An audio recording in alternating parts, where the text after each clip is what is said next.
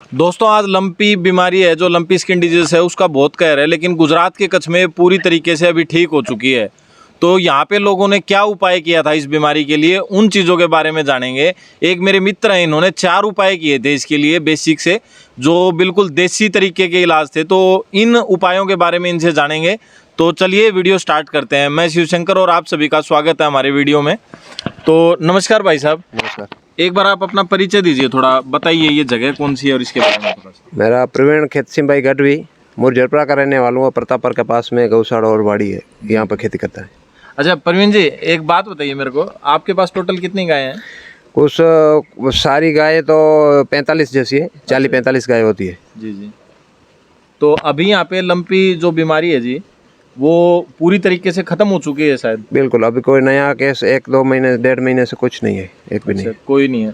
तो आपने जी जो उपाय किए थे जब ये बीमारी थी उस टाइम पे, आपने बताया कि हमने 4 उपाय किए थे, तो उनमें जो सबसे पहला उपाय था काढ़े वाला, उसके बारे में बताइए जी थोड़ा विस्तार से। देखो, हमारे पास जब पहले एक गाय को बीमारी हुई तो हमने सब लोग बोलते थे कि भाई इसको गुड़ और वरियारी का जो सौंफ वो पिलाते थे। तो हम इसमें साथ में समझ लो 20 लीटर पानी हो तो उसमें आधा किलो जैसी सौंफ वरियारी डालते थे, वो पीस के वो मतलब मिक्सचर में से पीस देते थे। और इससे आधा जीरो, जो साग का जीरो होता है, यानी एक पाव 250 ग्राम। हाँ, और इससे आधा अजमा डालते थे, 125 ग्राम 125 ग्राम अजवाइन। तो वो मिक्सचर में वो पेस्ट बना देते थे और उसमें डाल देते, उबालते थे।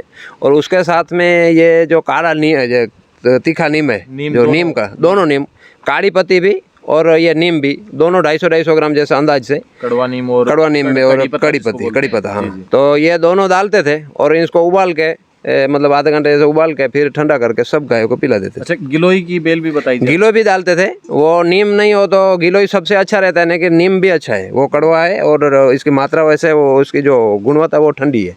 अच्छा, गर्म नहीं है। प्रवीण जी ने बताया था कि भाई जो गिलोय होती है अगर नीम पे चढ़ी हो तो और बेटर रहती है। सबसे अच्छी नीम वाली जो गिलोय है, कोई भी दवाई आदमी के लिए या गाय भैंस के लिए सबसे अच्छी रहती है। अच्छा, ये प्रवीण जी जो ये उपाय था ये आपकी 40 गौ माता के लिए, गाय के लिए था? हाँ, 40 करीब एक गाय को आधा लीटर जैसा पिलाते थे, तो इसके हिसाब से पिला देते थे। इतना बना के सब गायों को पहुँच जाते। वो बछड़ा बछड़ी है तो उसके हिसाब से थोड़ा कम देते थे। तो दोस्तों जो ये प्रवीण जी ने क्वांटिटी बताई है ये 40 गायों के लिए है और इन्होंने क्वांटिटी आपको बताई, उस तरीके से आप यूज़ कर सकते थे। यहाँ जो इन्वायरमेंट है वो थोड़ा गर्म है, गर्म ज़्यादा रहता है, तो उसके हिसाब से ये उपाय थे। अच्छा प्रवीण जी, दूसरा उपाय जो था नहलाने वाला, उसके बारे में बताइए। वो देखो, हमारे कच्छ में गर्मी ज़्यादा रहती है और जिस टाइम लंपी आया था उस टाइम बहुत गर्मी थी, तो एकदम से गर्मी थी। तो गाय जो हम ऐसे ही देखते थे, जिसको गाय को बीमारी लंपी हुई थी ना, वो पेशाब करने में वो कम करती थी और पीला पेशाब आता था। तो पानी ज़्यादा पिलाना भी चाहिए और नहलाना भी चाहिए, तो उनको ठंडक रहती थी। तो इसके हिसाब से हम नहलाते थे।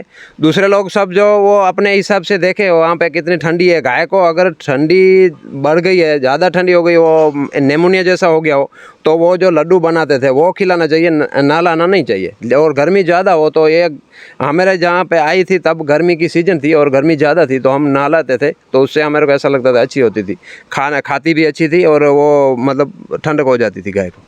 अच्छा जी प्रवीण जी, जो चौथा उपाय था आपने बताया था कि खुले में चरती हैं, उससे क्या फायदा होता है, उसका क्या, थोड़ा उसके बारे में बताइए। वो सब लोग ऐसे बोलते थे, देखो जो गाय जो धन में वो छोड़ते थे, गौशाला में जो छोड़ते थे, तो उन्होंने सब बंद कर दिया था कि भाई ये लंपी वायरस कोरोना की तरह है, एक दूसरे में से लगता है। तो उन्होंने सब घर पे बांध दिया सब गायों को। तो हमारे को ऐसा लगा कि गाय का देखो बांध के रखेंगे तो गाय को खुले में चरने में या घूमने में अच्छा रहता है, उनको जो अच्छी लगती है वो वनस्पति खाती है और अच्छा लगता है वहाँ बैठती है। तो इनके हिसाब से हम हमारे वाड़ी में ही खुला छोड़ दिया था। जो ज़मीन खाली थी जिस पे घास चारा वो जो फसल नहीं लगाई थी, उस सारी ज़मीन में हम वाड़ी से बाहर नहीं ले जाते थे, उसमें घूमने के लिए उसको वो खाना खिला देते, पानी पिला देते, फिर उसमें खुली छोड़ देते थे। खुली छोड़ देते हैं आपके फार्म में? हाँ। तो आपका फार्म यहाँ पे 80 एकड़ का फार्म है आपका? नहीं, कुछ समझ लो 40 एकड़ जैसा है और अगल बगल में जो खेत खुला रहता था तो उसमें भी घुमा देते थे। अच्छा, मतलब 40 एकड़ एरिया में वो गाय आपकी घूमती रहती थी। हाँ, तो उसमें देखो अलग अलग जड़ी बूटियाँ जो हैं बहुत अच्छी होती हैं आयुर्वेदिक तरीके से, लेकिन क्वांटिटी बहुत मैटर करती है। तो अपना जो चौथा उपाय था जी, आपने बताया था कि हमारी जो पंचपुरा, जिसको आप गौशाला बोलते हैं यहाँ पे, वहाँ पे हमने लड्डू बनाए थे गायों के लिए, उसके बारे में बताइए और थोड़ी उसकी मात्रा बताइए जी। जिसको गाय को बीमारी बहुत हो जाती थी, खाती नहीं थी, और अब मेरे को ऐसा लगता था कि भाई इसको गर्मी नहीं है, ठंडी है, तो उन गाय के लिए भी समझ लो एक लाडवा बनाते थे। कई लोग बनाते थे, तो गौशालाओं में भी खिलाते थे, और गांव में सब लोग बना के सब घर घर एक एक दो दो गाय वाला है उसको भी देते थे। तो हम उनकी मात्रा समझ लो कि यहाँ पे बनाते थे तो 25 ग्राम हल्दी डालते थे, 25 ग्राम लाल फिटकड़ी, और 25 ग्राम देसी घी, गाय का ही घी, और नहीं मिलता तो देसी घी कोई भी, और 100 ग्राम गुड़, इसका लड्डू बना के एक गाय को, आटा तो नहीं डालते थे, लड्डू बना के इसको खिला देते थे। और छोटी बछड़ी है तो इनका मात्रा कम कर देते थे, और ये लड्डू खिलाते थे ना, तो इससे क्या है, फटकड़ी है जो लाल, इससे खाना शुरू कर देती है। जो चरती नहीं है, जो घास चारा नहीं खाती है गाय, उनके लिए सबसे अच्छा था, तो वो खाना शुरू कर देती थी। तो अभी आपकी गाय स्वस्थ हैं पूरी अच्छे तरीके से? बिल्कुल स्वस्थ। अच्छा दूध दे रही है, सब कुछ सही है? वो जो जिनको लंपी हुआ वो तो गाय दूध देना तभी बंद कर दिया, वो वापस दूध दिया है ऐसा नहीं है। वो एक दो गाय को जो हुआ, जो दोने वाली गाय, तो वो तो दूध देना ही बंद कर दिया तब से, दूसरे तीसरे दिन तो दूध ही नहीं था। अच्छा। और बाकी तो जो जिसको हुआ है वो तो दोने वाली नहीं थी, ऐसे ही हुआ था। तो वो टूक में गाय सब अच्छी है, अब बिल्कुल स्वस्थ है। ठीक है। तो दोस्तों, आपने ये जो बीमारी के बारे में जानकारी थी, बहुत महत्वपूर्ण जानकारी हो सकती है, लेकिन ये जोग्राफिकल कंडीशन के हिसाब से आप देख लीजिएगा। यहाँ पे इन्वायरमेंट बहुत गर्म है, और ये हमारे यहाँ पे कच्छ के प्रवीण भाई जसानी का और इनके मित्र जो हैं आसपास, उनका व्यक्तिगत अनुभव है।